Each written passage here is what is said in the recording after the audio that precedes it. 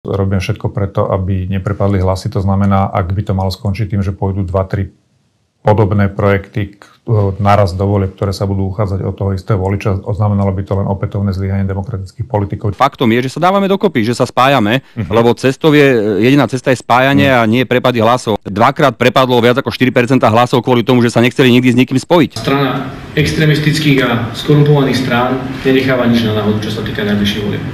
To spájanie je tu preto, aby zabránili tomu, aby prepadol akýkoľvek hlas a nesmie dovoliť, aby tu prepadli nejaké hlasy demokratických voličov, ktorých verím, že na Slovensku je výrazne viac. Pokiaľ by to vyzeralo v prieskumoch, že sa pohybujeme niekde na 3%, nám nejde o príspevok od štátu. My sa veľmi radi vzdáme tých peňazí v prospech toho, aby tie hlasy jednoducho neprepadli. Naše rozhodnutie bude určite zodpovedné, aby sme zabránili tomu, aby tu Robert Fico sa vrátil. Ja som presvedčená, že v tej fáze, keď už to bude jasné a bude zreteľné, že tie hlasy by prepadli, takže sa rozhodnú správne a že odstúpia.